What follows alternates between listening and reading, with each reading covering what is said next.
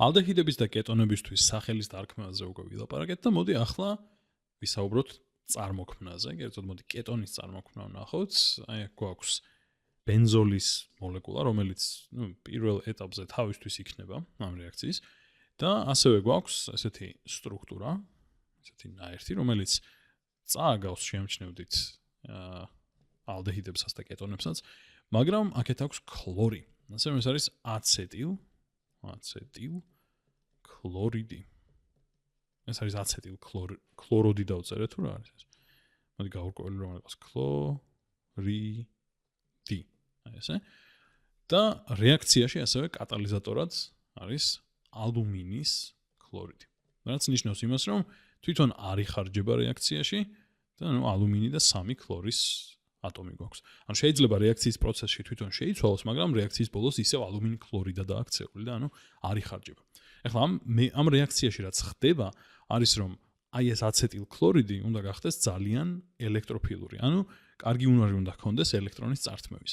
და სწორედ ასე უნდა დაარღვიოს ბენზოლის არომატულობა და უნდა შეუერთდეს ბენზოლს. ანუ დაახლოებით პრინციპში იგივე მექანიზმი არის, რაც ალბათ უკვე შეგხვდათ ელექტროფილური არომატული ჩანაცვლების მექანიზმს, როცა უყურეთ, თუ უყურეთ, იმედია. და ამ პროცესს ეწოდება ფრიდელ-კრაფტსის, კრაფტსი უნდა ვთქვა ალბათ ქართულად, აცილირება. იმიტომ რომ აი ეს ნაწილი არის აცილის ჯგუფი და სწორედ ეს უნდა მიუერთდეს ბოლოს ბენზინის აი ამ მოლეკულას. კარგი, ახლა მოდი ვნახოთ რა ხდება ზოგადად რასთან გვაქვს საქმე ამ რეაქციაში. პირველ რიგში დავუკვირდეთ იმას, რომ ქლორი არის აი აქ და ალუმინი არის უფრო მარცხნივ. რაც ნიშნავს იმას, რომ ქლორი უფრო ელექტროუარყოფითია და თან 1, 2 და 3 მესამე ჯგუფში არის ალუმინი. დაუბრუნდა დასაწყის. ესე იგი ეს რას ნიშნავს? ეს ნიშნავს იმას, რომ მესამე ჯგუფში რადგან არის, მესამე სვეტში რადგან არის, ესე იგი, მოდი კარგად გავუსვა ხაზი. ესე იგი 3 ბმა ექნება, 3 ვალენტური ელექტრონი აქვს პრაქტიკულად. ანუ იმის ჩვენება მინდა რომ არაფრით ახლოს არ არის 8-სთან და რა თქმა უნდა ბმაში როცა შეუძლია კიდევ შეგვიძლია წარმოვიდგინოთ რომ ეს ელექტრონებიც რაღაცნაირად ეკუთვნის, ხო? მაგრამ მაინც 8-სგან ძალიან შორს არის. ესე იგი გაუხარდება რომ შეივსოს გარშემო ელექტრონები 8-მდე და ასევე ქლორი როგორც ნახეთ უფრო ელექტროუარყოფითია, რაც ნიშნავს იმას, რომ უფრო ამ ქლორებისკენ არის წასული ელექტრონული სიმკვრივე, ყველაზე კარგი სიტყვა ელექტრონული სიმკვრივე მაინც და ამიტომ ამ ალუმინს შედარებით ესე ნაწილობრივ დადებითი მუხტი ექნება. მოკლედ იმის თქმა მინდა, რომ სხვადასხვა მიზეზით უნდა რომ მიითვისოს ელექტრონი. და ამ დროს აი ამ ნაერთში აცეტილ ქლორიდში, აი ეს ელექტრონი ისედაც უფრო ქლორისკენ უნდა იყოს, ქლორი უფრო ელექტროუარყოფითი არის ვიდრე ნახშირბადი და ისედაც ეკაჩება ამ ელექტრონს ეს ქლორი, ამიტომ რაც მოხდება არის რომ აი ეს ქლორი წავა და ეხლა დელტასთან მივიყვანე, რაც არც ისე დამაბნეველი არის ეგრე. ეს გავაკეთებ და ეს ალუმინი მიიღებს ამ ელექტრონს. ეხლა რას ნიშნავს ეს? მოდი გამოვყოფ ამას ამ ნაწილს დანარჩენისგან რომ ხაზი გაუსვა რომ მომდევნო ნაბიჯზე გადავდივართ. ესე იგი რაც მოხდება არის რომ გვაქვს ისე მოდი გადმოვხატოთ ალუმინის ქლორიდი და რადგან ეს ელექტრონი მიიღო ეხლა ალუმინმა, ეს ნიშნავს იმას რომ ქლორი იქნება მასთან დაკავშირებული. და აი აქ არის ეგ ელექტრონი. ეხლა ეს რას ნიშნავს? ეს ნიშნავს იმას, რომ ალუმინს ექნება უარყოფითი მუხტი, ხო? ჭარბად აქვს უკვე ელექტრონები და ასე თუ ძალიან სტაბილურიც არ არის ეს, თუმცა რაღაც დონეზე ეს ქლორები ისევ თავისკენ წაიღებენ ამ ელექტრონულ სიმკვრივესაც, მაგრამ მაინც დიდად სტაბილური მდგომარეობა ეს არაა და რაც შეეხება ამ აცილის ჯგუფს, მოდი ვნახოთ ეგ როგორ გამოიყურება. ესე იგი დაკარგა ეს ქლორი საერთოდ, ხო? ეხლა გვაქვს მხოლოდ აცილის ჯგუფი დარჩენილი, ესე. და ამ ნახშირბადს აქვს დადებითი მუხტი. ხო, ეხლა დადებითი მუხტი ექნება, რაც ასევე ეს არ არის სტაბილური მდგომარეობა ჯერ ერთი, მაგრამ რაღაც მცირე დროით შეუძლია გაძლოს მაინც, იმიტომ რომ რეზონანსულად არის სტაბილური. ეს რას ნიშნავს?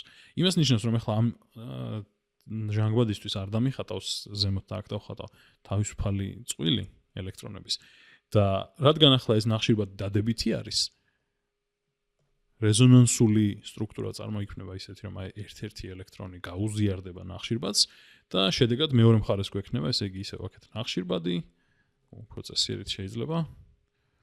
აქეთ H3C და ზემოთ ჟანგბადი და კიდევ ერთი, სამმაგი ბმა გამოგდის აქ და დაგვრჩება 1 2 და ახლა ზემოთ გვაქვს დადებითი მუხტი. ეს ორი ელექტრონი პრაქტიკულად ბმაში წავიდა, ხო? ამ ნახშირბადთან და ზემოთ ახლა დაგვრჩა დადებითი მუხტი. ისევ, როგორც ვთქვი, ეს არ არის დიდად სტაბილური მდგომარეობა, თუმცა ეს არის რეზონანსული სტრუქტურა და ასე თუ ისე რაღაც სტაბილურობას სცენს ამას. და ახლა აქ უკვე შემოდის თამაშში ბენზოლი. მოდი დავხატავ ქვემოთ მაგას. ესე დავხატავ ქვემოთ ბენზოლი. ცოტა დიდადაც შეიძლება. და ძალიან დეტალებში არ ვხატავ ახლა ბენზოლს მე, იმიტომ რომ ზედმეტად გადატვირთავს ისედაც სურათს, მაგრამ მაინც აქ გავუკეთოთ ახლა წყალბადი. რეალურად ყველგან აქვს ეს წყალბადი, მაგრამ ახლა ჩვენაც გვაინტერესებს არის კერძოდ აქ. და რადგან უკვე ეს აცილის ჯგუფი არის ძალიან ელექტროფილური ამ მდგომარეობაში და თუ მოხდება ისე რომ სწორი კუთხით და სწორნაირად დაეჯახება ბენზოლის მოლეკულა მივა სიახლოვეში ამ აცილის ჯგუფთან, რაც რა თქმა უნდა დიდი რაოდენობით როცა გაქვს ორივე ძალიან ხშირად ხდება. რაც მოხდება არის ის, რომ ერთ-ერთ ელექტრონს ამ ორმაგი ბმიდან ცოტა უკეთ დამეხატა ეს ორმაგი ბმა კარგი იქნებოდა, ამიტომ მოდი ვეცდები ცოტა უკეთესად გავაკეთო, რომ გამოჩნდეს კარგად. აქეთ გავსვამ. ამ ორმაგი ბმიდან ერთ-ერთი ელექტრონს წაიღებს თავისთან ეს ნახშირბადი, რომელიც არის დადებითი. ახლა რას გამოიწვევს ეს? მოდი გადავიდეთ ცოტა მარცხნივ. აქეთ გავაგრძელოთ ამის გაკეთება. ესე იგი, გვაქვს ბენზოლი. რატო არ ხატავ წესიერ ბენზოლს? მეტა. ესე იგი, გვაქვს ბენზინის მოლეკულა, სადაც ორი ორმაგი ბმა არის დარჩენილი, მესამე აღარ გვაქვს, იმიტომ რომ წაიღო ელექტრონი ნახშირბადმა. ისევ დაკავშირებული არის ამ ჟანგბადთან, ხო? ამ ჟანგბადთან არის დაკავშირებული, წესიერ დავწერ. და ახლა დაუკავშირდა ამას ასევე აცილის ჯგუფი. ესე იგი, აქ გვაქვს აცილის ჯგუფი. ესე იგი, შევაბრუნებ, ხო, მარცხენა მხარეს არის და მარჯვენა მხარეს გადავხატა უბრალოდ არაფერი შინაარსობრივად არ იცვლება მაგით. ამ CH3-ს, ან მეთილს. ესე იგი, აქ გვაქვს CH3. ესე. ახლა გავიხსენოთ ის, რომ ალუმინის ქლორიდი ასევეა თამაშში, ჯერ კიდევ და თუ გახსოვთ, ბოლოს დაკავშირებული იყო მასთან კიდევ ერთი ქლორი. ხო, და შესაბამისად ეს არის უარყოფითი მუხტის მქონე. ახლა რაც მოხდება არის, რომ ეს ქლორი, ისევ სწორი კუთხით, სწორნაირად თუ დაეჯახნენ ესენ ერთმანეთს, რაც აუცილებლად მოხდება, იმიტომ რომ ძალიან დიდი რაოდენობით არის ხოლმე, როგორც წესი, როცა რეაქციაზე საუბრობთ, ნივთიერებაში ორივე. შესაბამისად მუდმივად ხდება ეს რეაქციები. რაც მოხდება არის, რომ ეს ელექტრონი წავა ახლა და გადაეცემა ამ წყალბადს, ეს ქლორი წაართმევს ისევ ამ ალუმინს ამ ელექტრონს და რეალურად ამ ბმაში ხომ ორი ელექტრონი არის, ხო?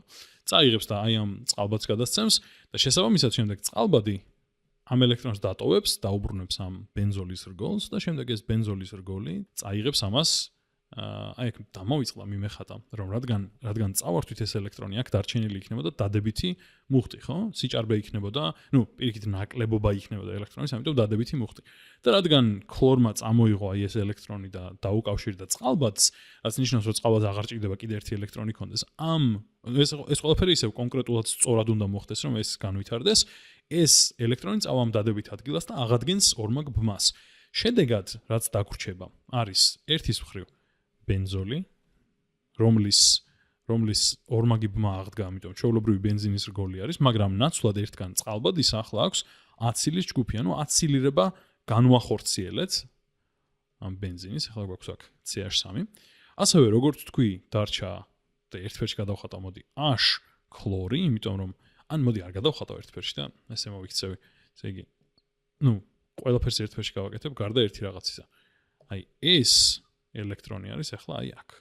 რაც წაართვა ალუმინს, ახლა წყალბადთან არის და ეს არის H ქლორი. რა თქმა უნდა, ეს ელექტრონებს ვერც გაარჩევ ერთმანეთისგან და ყველა ელექტრონი ერთია იგივეა რეალურად, უბრალოდ მინდა რომ ლოგიკურად გავყვეთ ჯაჭვს, თორემ სინამდვილეში ეს ელექტრონია უაზრობა მაგის თქმა და ერთ ადგილას არც არის ელექტრონი, ხო?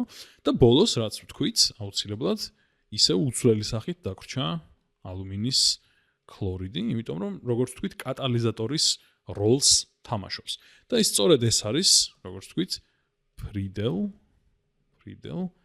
კრაფტსის აცილირება. და სხვათა შორის საინტერესო ფაქტი არის, რომ აი ეს ფრიდელი, ეს ადამიანი, ამას PhD არც ჰქონდა, როცა ეს პროცედურა აღმოაჩინა, ალკილირებაც სხვათა შორის არა მხოლოდ აცილირება და ამიტომ ეტყობა ჩათვალეს, რომ ჭკვიანი ვიღაცა არისო და MIT-ის პრეზიდენტი იყო. MIT თუ არ იცით, ნახეთ რაც არის, კარგი ადგილია. და ბარემ დავაბოლოები მით რომ შევქმნით აქ კეტონი და ამ კეტონის სახელი, ამ ნივთიერების სახელი არის აცეტოფენონი.